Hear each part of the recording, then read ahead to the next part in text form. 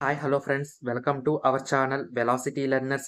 మనం ఈ వీడియోలో ఏపీ డిఎస్సి 2025కి సంబంధించి paper 1 SGT, paper 2 school assistant all సబ్జెక్టుకి సంబంధించి class room implications of educational psychology సబ్జెక్ట్లో కొన్ని ఇంపార్టెంట్ బిట్స్ అనేవి ఈ వీడియోలో చూద్దామండి. ఇది ప్రాక్టీస్ సెషన్ 3. ఆల్రెడీ మనము ఈ సబ్జెక్టుకి సంబంధించి 2 ప్రాక్టీస్ సెషన్స్ అయితే కండక్ట్ చేసుకోవడం జరిగింది. ఇంకా ఎవరైనా ప్రీవియస్ వీడియోస్ని విజిట్ చేయకపోతే వాటిని కూడా విజిట్ చేసేయండి. లింక్స్ అనేవి డిస్క్రిప్షన్లో ఉన్నాయి. ఓకే, వీడియోలోకి అయితే వెళ్దాం. ఈ రోజు సెషన్లో మన first bit, you have identified Keerthana as a primary level educable mentally retarded girl because she was in the IQ level of. Keerthana ప్రాథమిక స్థాయి విద్యను పొందగలిగే అల్ప బుద్ధిమాంద్యత గల అమ్మాయిగా మీరు గుర్తించారు. కారణమేమనగా ఆమె క్రింది ప్రజ్ఞాలబ్ధి స్థాయిని కలిగి ఉంది. కీర్తన అనే అమ్మాయిని మీరు ప్రాథమిక స్థాయి విద్యను పొందగలిగే అల్ప బుద్ధిమాంద్యత గల అమ్మాయిగా గుర్తించారన్నమాట. దానికి కారణం ఏంటంటే ఆవిడ యొక్క ప్రజ్ఞాలబ్ధి ఓకేనా ఎంత ఉండొచ్చు అని చెప్పేసి అడుగుతున్నారు. క్వశ్చన్ అది. Option 1 26 to 49. ఓకేనా, ఎవరి ఐక్యూ అయితే 26 to 49 ఉంటుందో వాళ్ళని బుద్ధిహీనులు అంటాం అనమాట. ఏమంటాము? బుద్ధిహీనులు అంటాము. వీళ్ళనే మనం శిక్షణ స్థాయి బుద్ధిమాంద్యత కలిగిన వారు అంటాం. ఓకేనా, శిక్షణ స్థాయి బుద్ధిమాంద్యత కలిగిన వారు అంటాం. ట్రైనబుల్ మెంటల్లీ రిటార్డెడ్ అంటాం. అంటే వీళ్ళు మిత బుద్ధిమాంద్యతను కలిగి ఉంటారు, కొంతవరకు బుద్ధిమాంద్యతను కలిగి ఉంటారు అన్నమాట. నెక్స్ట్, ఐక్యూ ఎవరికైతే 50 to 70 ఉంటుందో వాళ్ళని మనం ఏమంటామంటే అల్పబుద్ధులు అంటామన్నమాట. ఓకేనా, అల్పబుద్ధులు అంటాం. వీళ్ళని ప్రాథమిక విద్యాస్థాయి విద్యను పొందగలిగే బుద్ధిమాంద్యులు అంటాం. ఇంకా ఏమంటామంటే అభ్యాసన స్థాయి బుద్ధిమాంద్యులు అంటాము. ఓకేనా, లెర్నబుల్ మెంటల్లీ రిటార్డెడ్, వీళ్ళకి స్వల్ప బుద్ధిమాంద్యత అనేది ఉంటుంది అనమాట. సో ఇక్కడ మన క్వశ్చన్ అడిగాడు కదా, ప్రాథమిక స్థాయి విద్యను పొందగలిగే అల్ప బుద్ధిమాంద్యురాలు, కాబట్టి ఆవిడ ఐక్యూ ఎంత ఉండొచ్చు? 50 to 70 మధ్యన ఉండొచ్చు. ఓకేనా, నెక్స్ట్ థర్డ్ ఆప్షన్ కూడా చూద్దాం. ఎవరికైతే 25 కంటే తక్కువ ఐక్యూ ఉంటుందో వాళ్ళనే మనం మూడులు అంటామన్నమాట. ఓకేనా, వీళ్ళకి సంరక్షణ స్థాయి బుద్ధిమాంద్యులు. వీళ్ళకి బుద్ధిమాంద్యత అనేది చాలా తీవ్రంగా ఉంటుంది. అతి తీవ్ర బుద్ధిమాంద్యత కలిగిన వారినిగా వీళ్ళు చెప్పవచ్చు. ఓకేనా, 90 to 109 మధ్య ఎవరికైతే ఐక్యూ ఉంటుందో వాళ్ళనే మనం ఏమంటామంటే సగటు ప్రజ్ఞావంతులు అని చెప్పేసి అంటాం. ఇది చాలా చాలా ఇంపార్టెంట్. జనాభాలో ఎక్కువ శాతం మంది సగటు ప్రజ్ఞావంతులుగా ఉంటారు. ఓకేనా, సగటు ప్రజ్ఞావంతుడి యొక్క ప్రజ్ఞాలబ్ధి 90 to 109 మధ్యన ఉంటుంది. ఓకేనమ్మా. సో ఇక్కడ మనకి గుర్తుపెట్టుకోవాల్సింది ఏంటంటే ప్రాథమిక స్థాయి విద్యను పొందగలిగి అల్ప బుద్ధిమాంద్యత గల అమ్మాయి యొక్క ఐక్యూ ఎంత ఉంది? 50 to 70 మధ్య ఉంది. ఓకేనా, next bit, Raju was warned by his classmate not to behave like an animal. According to Sigmund Freud, the state of personality of Raju is. జంతువులా ప్రవర్తించవద్దు అని రాజును అతని క్లాస్మేట్ హెచ్చరించాడు. సిగ్మండ్ ఫ్రాయిడ్ ప్రకారం రాజు యొక్క మూర్తిమత్వ స్థితి. ఓకేనా, సో ఎలా ప్రవర్తించవద్దని రాజును అతని క్లాస్మేట్ హెచ్చరించాడు? జంతువులా ప్రవర్తించవద్దు అని హెచ్చరించాడు. ఓకేనా, మనిషిలోని సహజమైన జంతు ప్రవృత్తి ఏంటి? అచిత్తు. కాబట్టి వీటికి సరైన సమాధానం ఆప్షన్ 1 ఇడ్. ఓకేనా, మనిషిలోని ఒక రాక్షసుడు, మనిషిలోని అవివేకే ఈ ఇడ్ అనేది. ఓకేనా, ఇది దాని ఆనందం, తృప్తి, అవసరాలు తీరడం మాత్రమే చూసుకుని స్వార్థమైన భావనలు కలిగి ఉంటుంది. దీనికి విచక్షణ లేదు, మొరటైనది, వినాశనకారి. ఓకేనా, కాబట్టి జంతువులా ప్రవర్తించవద్దు అని రాజును అన్నాడు. కాబట్టి రాజు యొక్క మూర్తిమత్వ స్థితి ఏమిటమ్మా? అచిత్తు. ఇది అనైతికంగా ఆలోచిస్తుంది. ఓకేనా, next bit, you wish to assess the aptitude of Meghana in gross movements of hands and fingers. The following assessment tool is more appropriate. మేఘన యొక్క చేతులు, వేళ్ళు మొత్తం కదలికలలో సహజ సామర్థ్యాన్ని మీరు మదింపు చేయాలి అనుకున్నారు. దీనికోసం తగిన ఉపకరణం. మేఘన యొక్క చేతులు, వేళ్ళు మొత్తం కదలికల్లో సహజ సామర్థ్యాన్ని అంటే యాప్టిట్యూడ్ని మీరు మదింపు చేయాలనుకున్నారు. దీనికోసం తగిన టెస్ట్ ఏంటి అని చెప్పేసి అడుగుతున్నారు.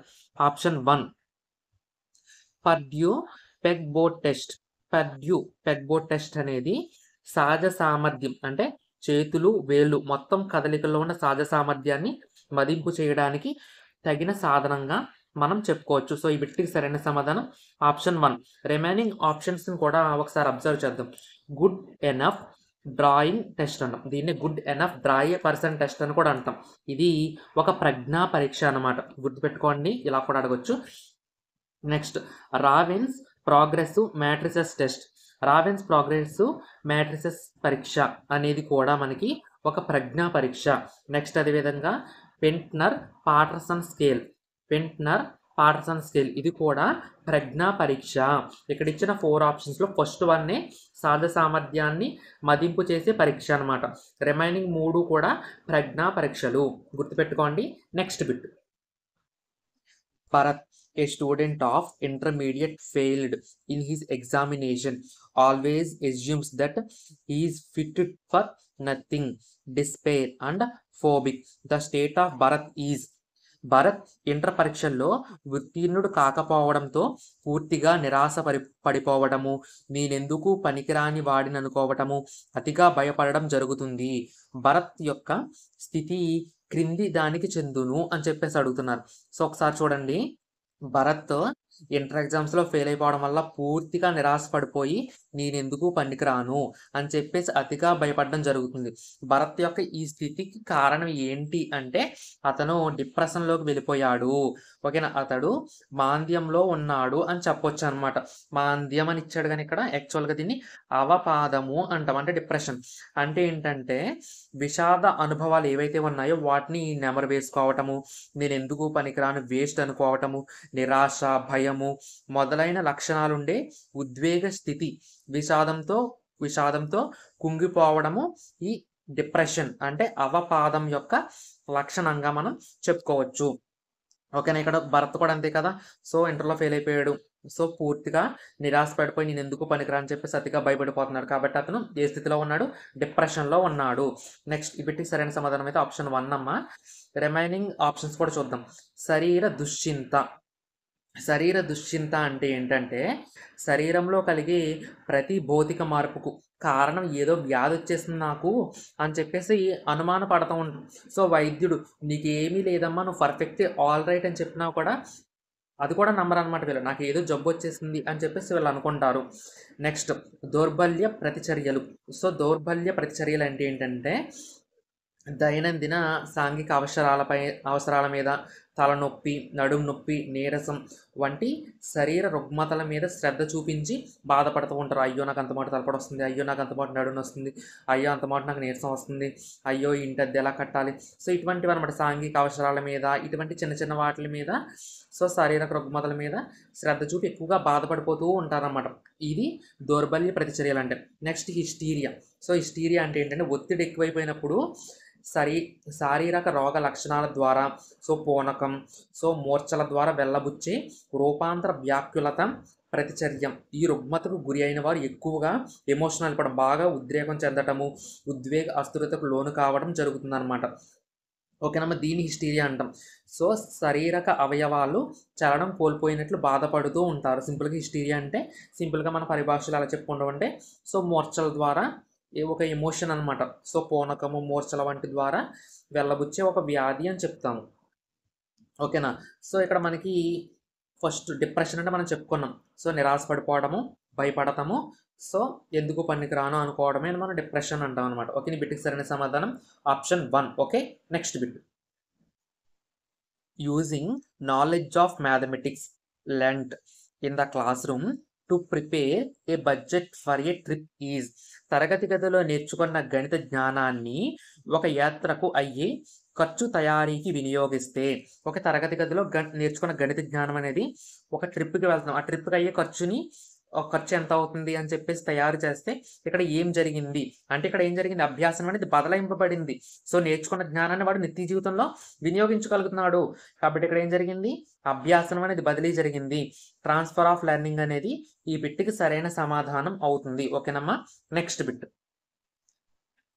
when we listen to a lecture and do not revise the topic, we remember very little of the content spoken even within a few days. This is because of, ఓకేనా, మనం ఒక విషయంపై ఉపన్యాసాన్ని విని పునశ్చరణ అంటే రివిజన్ చేయనప్పుడు కొద్ది రోజులకే చెప్పబడిన విషయంలో అతి తక్కువ మాత్రమే స్మృతిలో ఉంచుకోగలగడం, అంటే చాలా తక్కువ మాత్రమే గుర్తుంటుంది. దీనికి గల కారణం ఏమిటి అని చెప్పేసి మనల్ని అడుగుతున్నారు. సో ఒక విషయాన్ని మనం విన్నామమ్మా, దాన్ని మనము సరిగ్గా రివైజ్ చేయలేదు. రివైజ్ చేయలేనప్పుడు అది కొద్ది కాలంలో చెప్పిన విషయంలో చాలా తక్కువ అనేది మనకి, అది కూడా చాలా ఇంపార్టెంట్ది, మనకు చాలా తక్కువ గుర్తుంటుంది. దీనికి గల కారణం ఏంటంటే స్వల్పకాలిక స్మృతి అంటాం అనమాట. దీనికి గల కారణం ఏంటి? స్వల్పకాలిక స్మృతి. ఓకేనా, దీన్నే మనము తాత్కాలిక స్మృతి అని కూడా అంటాం. ఏదైనా మనం చూసిన విన్న విషయాలను తక్కువ కాలం గుర్తుంచుకుంటే దాన్నే మనము స్వల్పకాలిక స్మృతి అంటాం. యాక్చువల్గా దీని పరిధి అనేది జస్ట్ 20 to 30 సెకండ్సే ఉంటుంది. ఇందులోని విషయాలు కేవలం సింగిల్ మెయింటెనెన్స్ రిహార్సల్స్ వేయడం వల్ల కొద్ది కాలం మాత్రమే స్మృతిలో ఉంటుంది. దీన్నే మనం తాత్కాలిక నిల్వ అని కూడా చెప్పవచ్చు. మరి అయితే దీర్ఘకాలిక స్మృతి అంటే ఏంటంటే, సో స్థిర కాలాల్లో పునశ్చరణ చేయడం వల్ల నేర్చుకున్న విషయం అనేది ఎక్కువ కాలం గుర్తుంటుంది. దాన్నే మనము దీర్ఘకాలిక స్మృతి అంటాము. కొంతకాలం గుర్తుంటే షార్ట్ టర్మ్ మెమరీ అంటాము.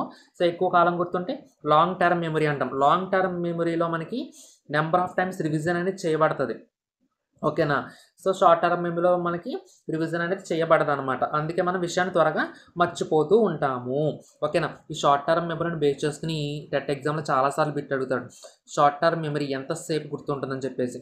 సో 20 to 30 సెకండ్స్ మాత్రమే గుర్తుంటుందమ్మ ఈ షార్ట్ టర్మ్ మెమరీ అనేది. ఓకేనా, స్వల్పకాలిక స్మృతి సమయం అనేది 20 to 30 సెకండ్స్ మాత్రమే, గుర్తుంచుకోండి. Okay, next bit. Headmaster of a school advised his teacher to promote creativity among the students. One of the following is not related to the characteristic of creativity. ఒక పాఠశాల ప్రధానోపాధ్యాయుడు విద్యార్థుల్లో సృజనాత్మకతను ప్రోత్సహించవలసినదిగా తన ఉపాధ్యాయులను సూచించెను. క్రింది వాణిలో ఒకటి సృజనాత్మకతకు సంబంధించని లక్ష్యము. క్రిందిచ్చిన వాటిల్లో, సో స్టోరీ అంతా చదివి మనకి సింపుల్గా అర్థమైంది ఏంటంటే, క్రిందిచ్చిన వాటిలో సృజనాత్మకత లక్షణానికి సంబంధించింది గుర్తించండి అన్నాడు సింపుల్గా. ఆప్షన్ 1 అనుగుణ్యత మరియు సాహసోపేత గుణము. ఓకేనా, adaptability and sense of adventure. So మనకి అనుగుణ్యత మరియు సాహసోపేత గుణం అనేది సృజనాత్మకతకు సంబంధించిందే. నెక్స్ట్, ఓకేనా, ల్యాక్ ఆఫ్ ఫోర్సైట్, ముందు చూపు లేకపోవడం. ముందు చూపు లేకపోవడం అనేది సృజనాత్మకత యొక్క లక్షణం కాదమ్మా. సో ఈ బిట్టికి సరైన సమాధానంగా మన ఆప్షన్ 2ని చెప్పొచ్చు. ఓకేనా, lack of foresight. So next 3-4 options కూడా చూద్దాం. విసుగుదల, సందిగ్ధతలలో సహనం లోపించటము, lack of tolerance for boredom and ambiguity, ఇది సృజనాత్మకత లక్షణము. నెక్స్ట్, సమస్య గురించి ఎక్కువ సున్నితత్వము, high degree of sensitivity towards problems, ఇది కూడా క్రియేటివిటీ అంటే సృజనాత్మకత లక్షణంగా మనం చెప్పుకోవచ్చు. సో ఇక్కడ ఇచ్చిన ఆప్షన్స్ సృజనాత్మకత లక్షణం కానిది అంటే ముందు చూపు లేకపోవటము, ల్యాక్ ఆఫ్ ఫోర్సైట్. ఓకేనా, సో ఈ బిట్కి సరైన సమాధానం option 2. Next bit. Umadevi who sees her father throwing utensils around simply because he has not been served food of his taste learnt such behavior. This type of learning is. Umadevi తన తండ్రి రుచికరమైన ఆహారాన్ని వడ్డించలేదని గిన్నెలు విసిరివేయడాన్ని చూసి తాను కూడా ఆ ప్రవర్తనను నేర్చుకోవటం ఈ క్రింది అభ్యాసనకు చెందుతుంది. ఈ క్రింది అభ్యాసన రకానికి చెందును అన్నాడు. సో చూడండి, ఏదైతే పరిశీలించిన సరళ ప్రవర్తనను అలాగే అనుసరించడాన్ని మనం ఏమంటామంటే సో సాంఘిక అభ్యాసనం లేకపోతే పరిశీలన అభ్యాసనం అంటాము. సో ఇక్కడ మనకి ఉమాదేవి తన తండ్రి ఫుడ్ అనేది టేస్ట్గా లేకపోతే సో గిన్నెలు విసరడాన్ని చూసి తను కూడా అలాగే నేర్చుకుంది. అంటే పరిశీలించిన సరళ ప్రవర్తనని అలాగే అనుకరించి చేస్తుంది కాబట్టి ఇది మనకి సాంఘిక అభ్యాసనం అవుతుంది, సోషల్ లెర్నింగ్ అవుతుంది. ఈ బిట్కి సరైన సమాధానం ఆప్షన్ 1. ఓకేనమ్మా, next bit. Kamala, Padma and Sushant of 8th class are highly intelligent in understanding the interrelationships of concepts through pictures. The teacher identified their intelligence as one of the following. 8వ తరగతి చదువుతున్న కమల, పద్మ మరియు సుశాంత్లు చిత్రాల ద్వారా భావనల మధ్య సంబంధాలను అవగాహన చేసుకొని ఉన్నత ప్రజ్ఞ కలవారు. ఉపాధ్యాయుడు వారి ప్రజ్ఞను క్రింది వానిలో ఒకటిగా గుర్తించాడు. సో చూడండి. సో కమల, పద్మ, సుశాంతులు చిత్రాల ద్వారా అంటే డయాగ్రామ్స్ ద్వారా భావనల మధ్య సంబంధాలను అవగాహన చేసుకుని ఉన్నత ప్రజ్ఞ కలవారు. సో మనకి ఈ క్వశ్చన్ అనేది గార్డ్నర్కి సంబంధించింది. సో ఎవరైతే చిత్రరూప సమస్యలను అవగాహన చేసుకుని పరిష్కరించగలిగే సామర్థ్యం ఉంటుందో వాళ్ళకి ఏ ప్రజ్ఞ ఉంటుందమ్మా? దృశ్య ప్రాదేశిక ప్రజ్ఞ అనేది ఉంటుంది. దృశ్య ప్రాదేశిక ప్రజ్ఞ ఉన్న వాళ్ళు ఏంటంటే చిత్ర రూపంలో సమస్యలను అవగాహన చేసుకుని పరిష్కరించగలిగే సామర్థ్యాన్ని కలిగి ఉంటారు. ఓకేనా? సో వాళ్ళకు ఉండే ఇంటెలిజెన్స్ విజువల్ స్పేషియల్ ఇంటెలిజెన్స్. ఈ బిట్కి సరైన సమాధానం option 2. Okay, next bit. Anthony is a student of class 10th. He has a practice that whenever he requires to solve a problem, consider the problem as a whole, and after being assessed a whole may be tackled for solution on piecemeal basis. This type of learning theory involved here is. ఆందోని 10వ తరగతి చదువుతున్న విద్యార్థి. ఇతనుకు ఒక అలవాటు ఏమిటంటే ఒక సమస్యను పరిష్కరించవలసి వచ్చినప్పుడు సమస్యను మొత్తంగా అధ్యయనం చేసి తరువాత మొత్తంగా మదింపు చేసి అవసరమైతే సమస్య పరిష్కారం కోసం చిన్న భాగాలు చేసి పరిష్కరించడం ఇందులో ఇమిడి ఉన్న అభ్యాసన సిద్ధాంతం. సో చూడండి, సమస్యను మొత్తంగా అభ్యసించాలని చెప్పేవారు ఎవరు? గెస్టాల్ట్ వాదులు. కాబట్టి ఇక్కడ ఇచ్చిన ఆప్షన్స్లో గెస్టాల్ట్ వాద సిద్ధాంతాలు ఏవైతే ఉన్నాయో అది ఈ బిట్టికి సరైన సమాధానం అవుతుంది. ఓకేనా? సాంప్రదాయిక నిబంధనము, కార్యసాధక నిబంధనం ఇవి రెండు కూడా మనకి బిహేవియరిస్ట్ ప్రవర్తనవాద సిద్ధాంతాలు. అంతర్దృష్టి అభ్యాసనము, అంతర్దృష్టి ఇన్సైట్ఫుల్ లెర్నింగ్ అనేది మనకి గెస్టాల్ట్ వాద సిద్ధాంతం. కాబట్టి బిట్టికి సరైన సమాధానం ఆప్షన్ 3. ఓకేనమ్మా? ఇదండి ఈరోజు ప్రాక్టీస్ సెషన్. ఈ ప్రాక్టీస్ సెషన్ మీ అందరికీ నచ్చింది అనుకుంటున్నాను. ఈ వీడియో మీకు నచ్చినట్టయితే తప్పనిసరిగా ఈ వీడియోని లైక్ చేసి మీ ఫ్రెండ్స్కి షేర్ చేయండి. నెక్స్ట్ వీడియోలో మరికొన్ని బిట్స్తో మళ్ళీ కలుద్దాం. Thanks for watching. Please subscribe velocity learners. అందరికీ all the best guys. Thank you.